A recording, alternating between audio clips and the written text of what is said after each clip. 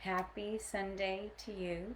And this is the time of our week where we settle in and we find those things that we are grateful for.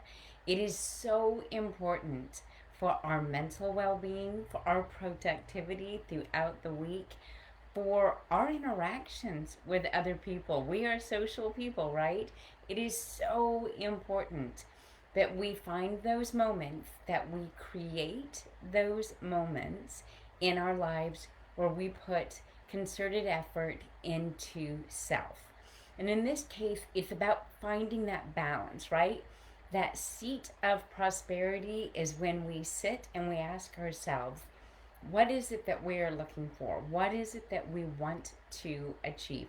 What does better health look like for me? It is very easy to pursue health trends. It's very easy to find things that resonate with us. And I am going to tell you that you should focus on the things that resonate with you. You say, that makes sense. Why? Because it's really easy to, in all of the static and everything that's coming at us from a health perspective, to ask, what should I be doing? Am I doing it right? Correct? So if there's something out there that you just go, no, you know what? I like the vibe of that. That makes a lot of sense to me. I can do that. Then you're going to find flow a lot easier doing that than movements that are unnatural or fitness complexes that don't seem to make sense. And you've got to get yourself in the right position, right? And you're like, am I going to injure myself if I do this, right? You're not already in that flow with something like that. So I think finding the thing that resonates with you is very important, right? But but don't do it haphazardly is maybe what I want to say. Is again, I want you to sit at least on a weekly basis. I choose to do this on Sundays. It's why you guys see me on Sundays with wet hair and no makeup, right? Wearing something that I might wear to bed. In this case, I've chosen a Just Breathe tank top, right? To kind of set the mood. What was it last week? I am worthy. I am enough, right? So I definitely spend some time putting effort into some of those affirmations, putting effort into seating in my body, right? Seating, somebody may say, well being, healthy thoughts, gratitude, right? But there's ways that you can manifest this, not just on a Sunday evening, a quiet afternoon, an early morning when no one's awake, right? Those are all brilliant times, by the way, right?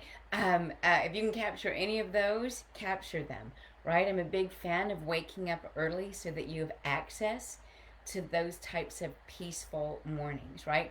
Where there's really nothing going on. You don't have to rush anywhere. There's nothing that you have to do, right?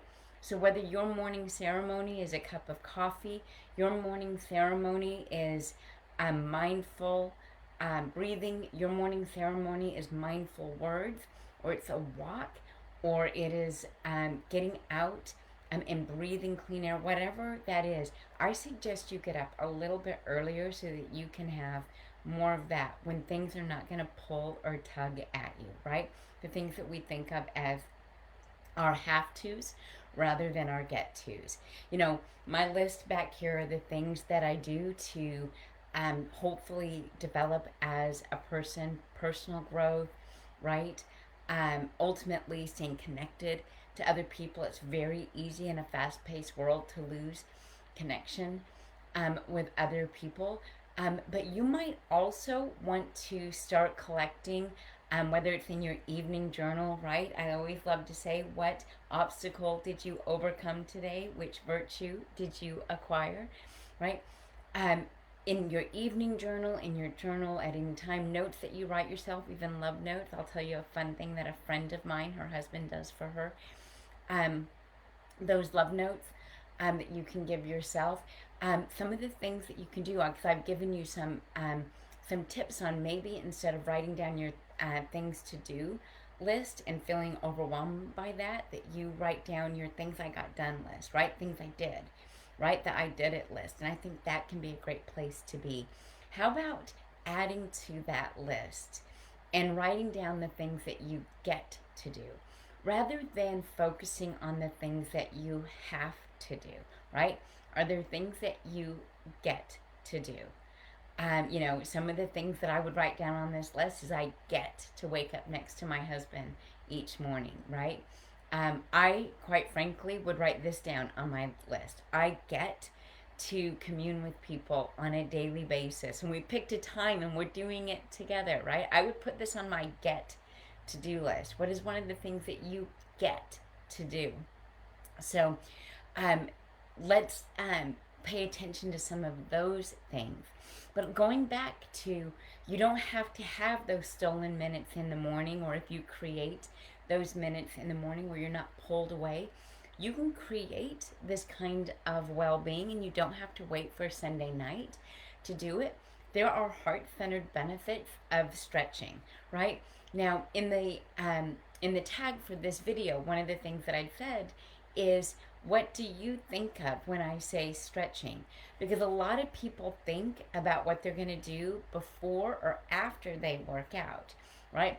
A lot of people, when they think of stretching, think of, well, I've got to limber up. I've got to get some blood flowing. I need to grease the groove, that kind of thing before a workout.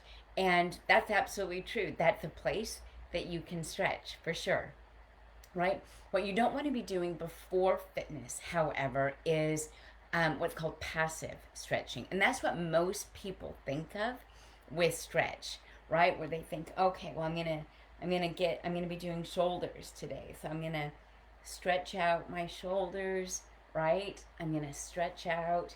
This is a passive stretch. And while it feels awesome, right? As you lengthen the muscles, that's not something that you want to do prior to exercise. Prior to exercise, you want to do something more of a dynamic stretch, a ballistic stretch. This is where you are, I've got to move away from the camera, but this is more of this kind of movement, right? This kind of movement where there's power or force behind it. And that's because of the way motor units in the muscles respond, right, to lengthening and shortening, or to that ballistic versus passive movement. Both of them will lengthen the muscle, but prior to exercise, that kind of passive stretching is considered weakening to the muscles, or to prevent you from being able to do as much muscular or physical work prior, if you're doing it prior to, right? You can reserve that type of stretching for after exercise, because again, there is evidence that from a fitness standpoint that lengthening the muscle is good for muscular strength, but it is not good for muscular strength if you do passive stretching prior to exercise. But I want to dig a little bit deeper beyond what maybe stretching made you think of initially. Let's think about maybe some of the other factors that make stretching worthwhile for you. Stretching does release, because it is muscular work, it's just not significant muscular work, right? Now, anyone that does yoga, don't freak out. I'm not talking to you, right? What I mean by that is, I'm not going to call that stretching. That is a full dynamic, that's a full body dynamic movement, right? So while there are stretches involved, that dynamic work is most definitely muscular work. What I want to focus on is the stretch that can do something about blood flow to the brain, the one that initiates improved tone of blood vessels to do something about elevated blood pressure, or sending out proper signals for relaxation, right? Many people will use stretching not as a tool for fitness, but we will come back to some of these yoga poses and yoga stretches that can be very beneficial. There are other benefits to stretching beyond physical or metabolic or physical fitness, and these are in the realm of metabolic fitness. So stretching as I'm sure you're aware, includes breathing as well, right? So we breathe in and we breathe out. So part of stretching, in particular in the art and the practice of yoga, is reliant on asana or breath.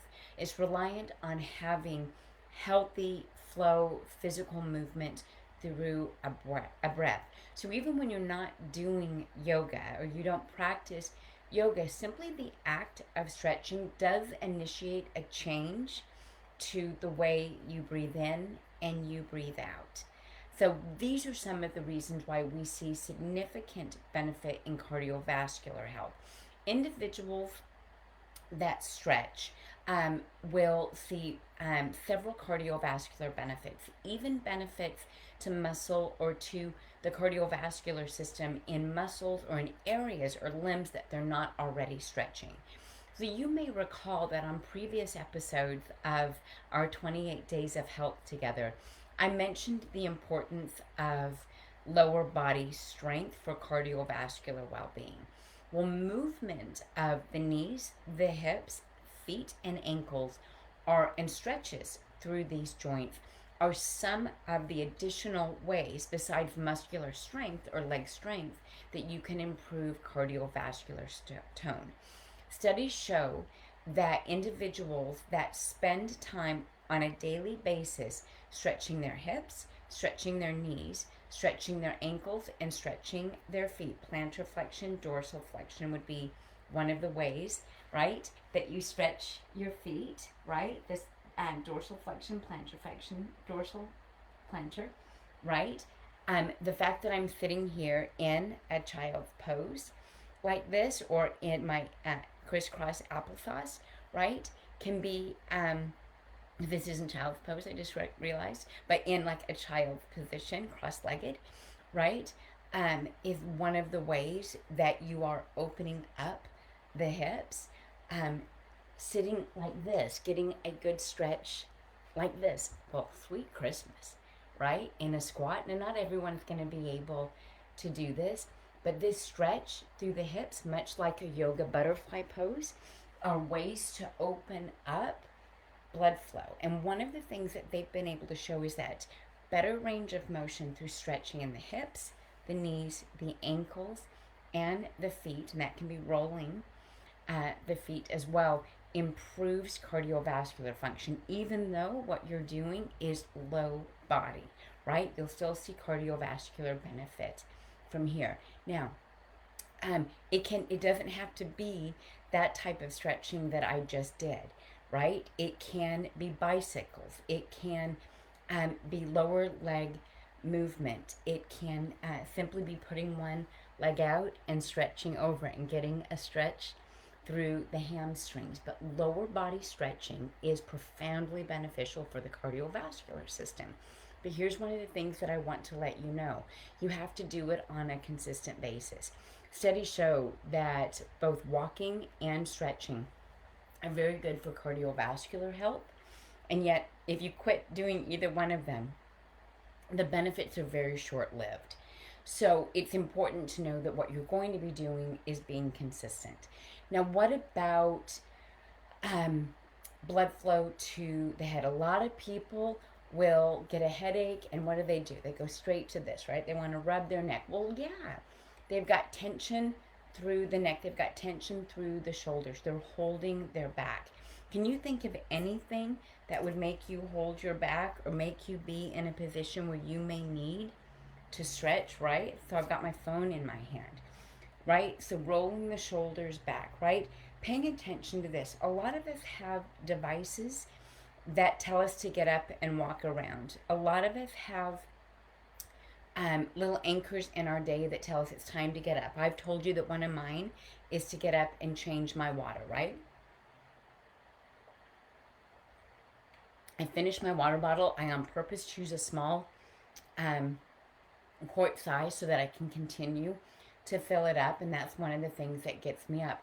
Well, this is a good time to also, before I go up, to refill my water bottle, right? Or I get up to walk around and just kind of get some blood flowing because I've been sitting down for an hour, right? Is to also spend some time rolling my shoulders. I've been hunched over a computer I've likely been hunched over a book. I've been hunched over something that I'm reading, right? Or that I'm working on. If I catch myself scrolling on my phone, it's even worse because my head will be forward, right? I'm going to be forward and then hunched down like that. So that's going to be a problem. So I may be inclined to even like do some rolls with my neck. Here's where people go wrong. They have a headache, they're rubbing here, right? And they think, oh, that's what I just need to do. Is I just need to kind of like stretch my neck, right? I just need to kind of stretch. This isn't the way to do it. In fact, those are the types of things that can cause headaches, right? When you try to hyperextend, when you try to overwork, twist, right? Adjust yourself, right? These are the things that can actually lead to headaches. In fact, if what you have are headaches, there's a better way for you to do stretching, and it's incredibly passive. It's actually lifting up on the occiput. So you have in the back of your skull here something that we call the bump of knowledge. That's the occiput. And each one of us has them. You just got to find it there, right? Maybe some of us have bigger or smaller bumps of knowledge, but you just find your bump of knowledge and come down and find the hollow. Well, what you've just found is something called the occiput. And what you can do is hook your thumbs. I hope I'm still in frame. You can hook your thumbs underneath, right? And you're just trying to lift a little bit. Now, there are actually devices that help you do this, right? Cranial, sacral, neck pillows. They're not really pillows. They're actually much harder than that. They're just little balls that sit there, and they just lift up here. And that's a fantastic way to apply pressure, right? Without a lot of exertion, without a lot of twist. Because this, right, that's going to make your headache worse. But if you can just lift the occiput, right? Even just apply pressure there, even if you don't feel like you're doing any kind of lifting, if you can just put some pressure there, that's going to be a real benefit to you. Now, there's some other things, other tools that you can use that I'm going to bring you back to that can help you with that as well. The last one I want to talk about, before we talk about some little tricks, is the importance of stretching for concerns you have, like with mental, emotional health, right? So if you're prone to anxious thought, if you're prone to racing thoughts, you need to calm down. Simply stretching is a way to do this, right? Whether it's locking hands, you're here, just like this, but behind your back, right? And you just want to open up the chest. You just want to open things up here, right? What are we really opening up? We're opening up our heart, right? We're taking deep breath in. As we breathe out, we might get a little bit more of a stretch, right? If this doesn't feel good to you, right, you can stand in a doorway with the door jamb here, and you can press in and just walk into that door a little bit, into the opening of the door, and you can pull your chest open here. This is also a really good way to open up after being over a computer or a cell phone all day, right? These are some really good ways for you to and open up the chest. This is very good for you dealing with anxious thoughts, racing thoughts, significant thoughts of concern, right? It's just we're going to open up our chest there, right? We're going to bring that back. We're going to bring this back here. There's other things that you can do that I doubt this is going to help with. But, you know, this is in when we think of child's pose, right? This is actually child's pose. This is stretching my low back, right? This is also incredibly beneficial from bringing you back to your kindergartner self. Like, how awesome is this? Right? These are some things that can help you with anxiety, with anxious thoughts, racing thoughts, and the like. Those are some things that I want you to pay attention to. Now I'm going to give you some of my pro tips. There's little things that you can do. You guys are probably familiar with the jade roller, and benefits of rose quartz or rose jade or green jade. All of that aside, that's not what we're going to talk about here. We're going to talk more about the application, right? That doing something like this is also very calming. It's very soothing. This is a bit of this like Sunday night self-care, right? Working in this area here, got the small stone, but working in the area here, right between my eyes, right? Some women will call these their 11s because this is where those furrows come in. But working here, many people are unaware that this is an acupressure spot that is very sedating.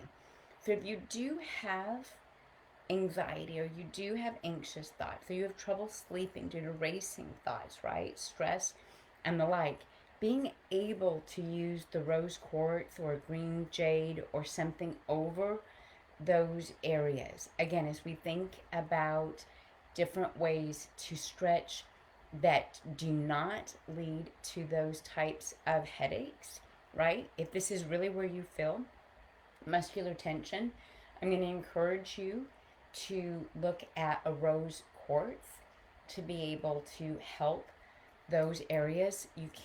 You're not literally manipulating anything, but you are moving blood flow through the tissues by doing something along those lines. I'm going to encourage you to go up, not down, or crossways, right? So this is going to be, as I work on my chest muscle, I'm going to go, it's confusing with the camera, but it's I'm going to go at an angle here. These are just some ways that just move with the way the natural muscle, the pec does and where it inserts, right? So I can stretch and open up like that. There's other tools that you can use. This one's actually shaped for a face, right? So this is just simply a jade stone. I'm convinced that on my Sunday night rituals that this is improving tone to my skin. It's improving a sense of well-being. It's got all kinds of edges, including the one that helps me go to sleep at night, right? So I want you to think about outside the box from stretching. I want you to think outside the box of what it is that you need. Periodically throughout the day, give yourself a stretch. Give yourself blood flow, right? Do something to open up your heart chakra, to open up the pelvis, to obviously if you are wearing a skirt, this isn't going to work for you to do something like that. But it's definitely going to work for you to be able to get your knees to rotate, right? To do something for mobility each and every day, periodically throughout the day. So some lessons for this, right? That we're going to maintain hydration. We're going to stay focused on hydration. We're going to use smaller containers so that we get up to go refill them more often. But before we get up to refill them, we're going to do some shoulders, right? We're going to do some stretches, right? We're going to be dynamic. Maybe we're going to do some shoulders here, right? Some arm turns, something like that. We're definitely going to wiggle our feet more. We're going to turn our ankles more.